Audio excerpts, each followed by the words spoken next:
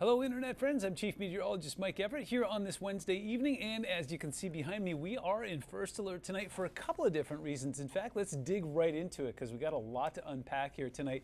Looks like we are going to stay in first alert through at least Saturday morning.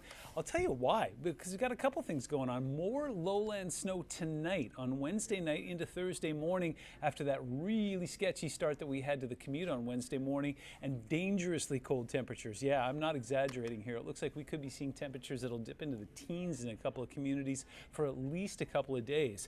It looks like the Olympic Peninsula is where we're going to be tracking most of that snow through the rest of the night. We'll take a look at that in a moment. And then all of western Washington gets cold and stays cold until at least Saturday morning. So we'll start our story at SeaTac tonight, where we haven't really seen a whole lot in the way of flurries flying, but what we have seen are a lot of cancellations. Not because of what's going on here, but because how wide and pervasive and mean this storm system is.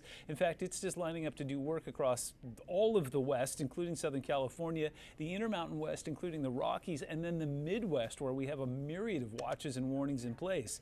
Meanwhile, closer to home, we have a winter weather advisory that's not in the mountains. Take a look at this. This is the southwest interior all the way out towards the coast there, where it looks like we'll pick up about another 4 to 7 inches up towards the Olympics and about 1 to 3 inches of snow in the lower elevations, including all the way out to the ocean. Also, we have that wind advisory in place until 4 a.m. on Friday. Those gusty Fraser outflow winds up towards western Whatcom and San Juan counties don't seem to be relenting. We've seen some gusts up to about 50 miles an hour so far, and it looks like the 40s will stay constant overnight tonight and through the day tomorrow. Live look from Bellingham, which is western Whatcom County, where we're seeing that ripple on the water that's coming in from the north instead of from the south there, and it's really doing a number on temperatures. We'll take a look at that in a moment, but just to let you know that flow will become zonal, which is, again, is just a fancy way of saying that it's going to be coming from east to west. And what you're seeing here is that winds will stay gusty in places like Renton and Seattle, even into Thursday morning. Bellingham will see gusts up to about 25 miles an hour, and then winds will pick up again on Thursday night, exceeding 40 miles an hour up towards Bellingham, staying around 30 miles an hour in Friday Harbor, and then finally starting to back off along the Renton Highlands. But if you are in some of the foothill communities, including Renton Highlands, Issaquah Highlands, and North Bend, you could see some gusty downslope winds that'll be in the order of about 40 miles an hour overnight tonight and through the day on Thursday.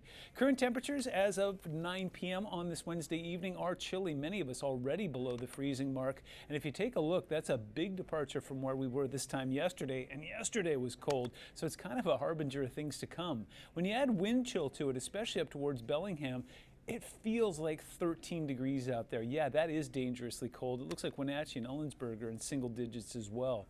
So the big picture here, we see this system kind of tumble off and away from us. That's the good news. In fact, Friday's going to be a really interesting day because the skies will be clear. They're going to be blue and beautiful, but it's also going to be very chilly. In fact, Friday will be the coldest day of this little cold snap before some cloud cover starts to fill in again on Saturday, and a more active system moves in on Saturday night that will have more low-level snow potential and some cold air behind it.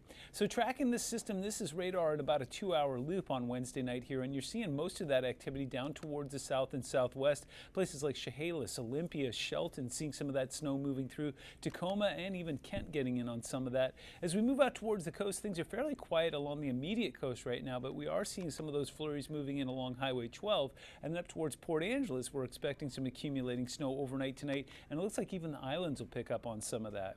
Later tonight, we will see some flurries that will try and skirt the southern portion of the Puget Sound, but doesn't look like that's going to be particularly active. Hood Canal will be in the early morning hours of Thursday, and then by the time we get to about 8:30, 9 o'clock, this thing looks like it'll finally release its grip on us and head off into the Pacific, and we should be clear by the time we get into Thursday afternoon and evening. So snow accumulation potential, well, looks like places like Shelton could pick up about 3.5 inches, and out along the coast we've dialed it back a little bit, but Olympia, Tacoma could pick up about an inch, inch and a half by the time this system's out of here, and it looks like even places like Wenatchee will see some low-level snow too.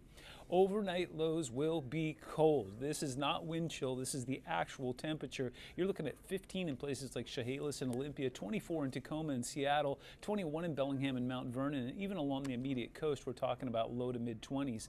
And highs on Thursday, not much better. We're talking about, again, mid to upper 30s across most of the region. Puyallup and Chehalis will take a run at 40, but I seriously doubt they'll get there. 7-day forecast shows us in first alert through at least Friday night. We may have to extend that into Saturday if those cold temperatures continue. And then we're going to be tracking more low-level snow potential. But what you can see from the temperature profile there is it looks like for the most part temperatures will be in the 40s by day and low 30s overnight. So it looks like if we do see some flurries over the weekend or into next week, looks like it's going to be kind of more lawn-level snow. I don't see anything that looks like it's going to be a huge accumulation or anything that's going to shut the city down. So that's it from the newsroom on this Wednesday night. Again, stay warm, stay safe. It looks like that snow will finally move out of here, but it may be a little rough for folks for the evening commute, especially down towards the south, or the morning commute, I mean, for towards the south and the southwest interior. I'm Chief Meteorologist Mike Everett. Stay warm, stay safe, and as always, keep looking up.